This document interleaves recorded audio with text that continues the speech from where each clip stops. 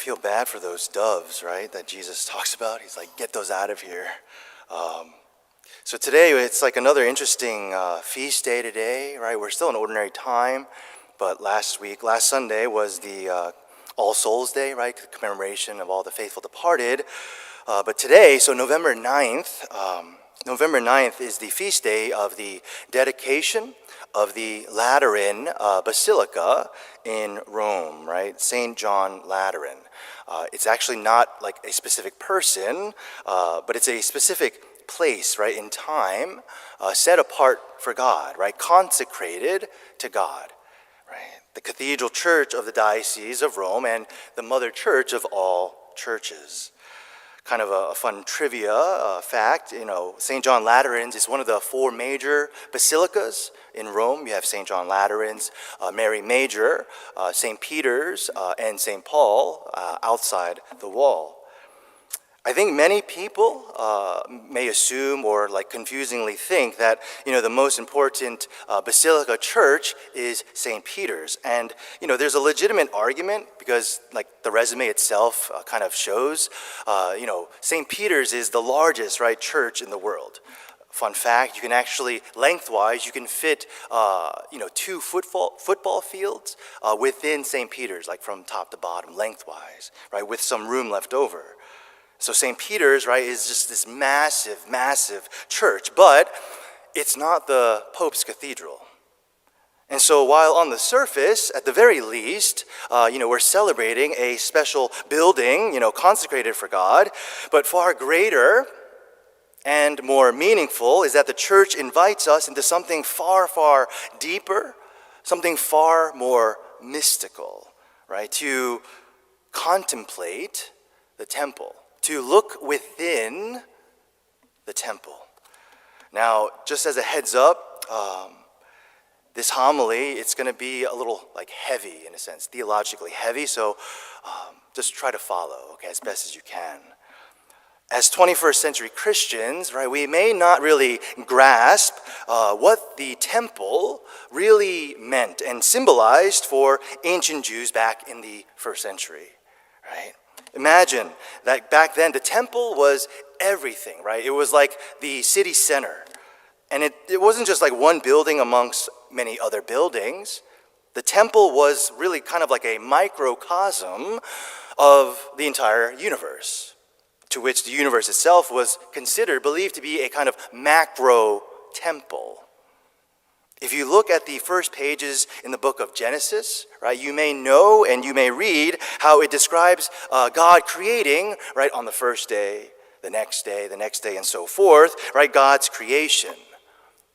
But if you look further into this sacred text, right, the word of the Lord, what is being described in Genesis is the universe in this kind of temple construction language, right, to contemplate the temple. And so get this, in the ancient world, when a temple-like structure was being built, the last thing to be kind of installed in this structure, the icing on the cake, if you will, would be an image of the deity itself. For example, you can think about, those ancient buildings in Greece, think about the Parthenon. They would build this huge structure, and the last thing that would be enshrined in this building would be an image of the deity that it's, offered to, or deities. Now go back to Genesis, right? Who's the last thing to be installed, to be created in the temple of the universe? The human person, right? That not only are you and I created as the kind of pinnacle of God's creation, overwhelmingly, moreover, right, God made us male and female in his image and likeness. That you and I, we are made in the image of God's glory, right, enshrined in the kind of heart of the cosmic temple. Now, if you keep reading in Genesis, what happened, right? Adam and Eve, they disobeyed God. There was the fall, right? Original sin, concupiscence, death now has entered the scene. After we're exiled from the Garden of Eden, there is now this separation, right, between heaven and earth. Yet God, in his love and mercy, he doesn't, he's faithful to us. Despite our arrogance, despite our rebellions, God goes about kind of recreating little kind of microcosmic temples, his dwelling, right? To show that he's continuously pursuing our good, right? He wants to redeem us. Think about all those sanctuaries, those shrines, all like scattered, in the Old Testament, right? We have like the tent of the tabernacle, the Ark of the Covenant, right, in the desert wandering, to which eventually is dedicated in this grand building in Jerusalem. And this temple is constructed with, again, all this cosmic imagery, right? Like you have the sun, the moon, stars. You have all this water, you have plants, you have animals, all this flora and fauna, all of which is, again, going back. It's hearkening back to those first pages in the book of Genesis. And again, the pinnacle, God's icing on the cake of his creation, is the human person. I hope you're still following me. But now you might be asking, what's the point? What's the point of all of this? So the New Jerusalem, right, the new temple, right, now this has become the new meeting place between heaven and earth, right? There was a separation in the fall, but then in the fullness of time, right? In a specific place is where God's power and glory came to dwell in and amongst humanity. Right? This is the incarnation. This is Christmas, right? Which is not too far away. It's the nativity of the Lord, the birth of our Savior, Jesus. Jesus himself became the new Adam, the new temple. He became himself the meeting place between heaven and earth, right? He is the way, the truth, and the life. And as Jesus hung upon the cross, right, sleeping in death, pouring out like a libation from his pierced side, right, is this mystical river that the prophet Ezekiel saw some hundreds of years before Christ's crucifixion.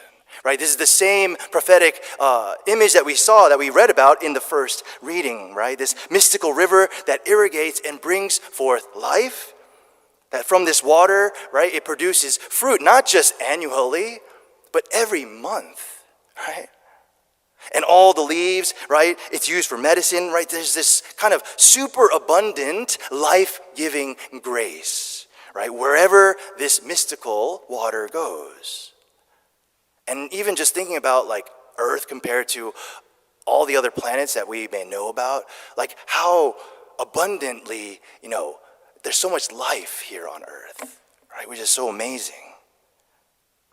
That mystical river the prophet Ezekiel saw, right? This is the blood, the water flowing from Christ's pierced side on the cross.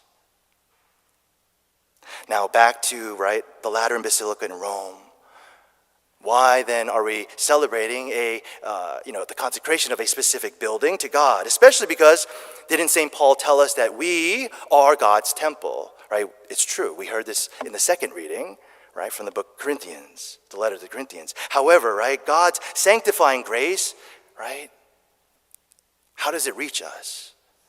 Again, that mystical river reaches us by means of Christ's church and through the sacraments. My brothers and sisters, God mercifully provides for us the means by which not only to encounter him, but to give us his divine life, right? To be forgiven, to be healed, to be nourished, to be strengthened, to be loved by him. Right? And our church here, right, St. Antoine d'Avila, in little old Auburndale, Massachusetts, right? At the very core, it's just like the Lateran Basilica. Meaning, right, it's a specific time it's a specific place in time consecrated for God, where heaven and earth meet in the Messiah, Jesus, and where the Spirit, that mystical river of grace overflowing from Jesus' pierced side, reaches us. My brothers and sisters, The dedication of the Lateran Basilica in Rome is really a celebration of the mother church of all of Christendom. It's the church that embodies the God-given, ordained sacramental reality that what Jesus willingly endured in his passion continues to reach us here and now, even at St. Antoine d'Avalois Parish in Auburndale, Massachusetts. What's about to really happen here on this very altar of the Lord. That mystical river that the prophet Ezekiel saw, that John the Evangelist saw, right, in the book of Revelations, this river pours out of Christ's heart onto this altar in the Eucharist, right? The holy body and blood of Christ. When we receive him, right, we receive his very blood, his very body, his spirit, his soul, right? Into our very being itself. So that what? Made in God's image and likeness to make you and me the holy, eternal dwelling of God Most High.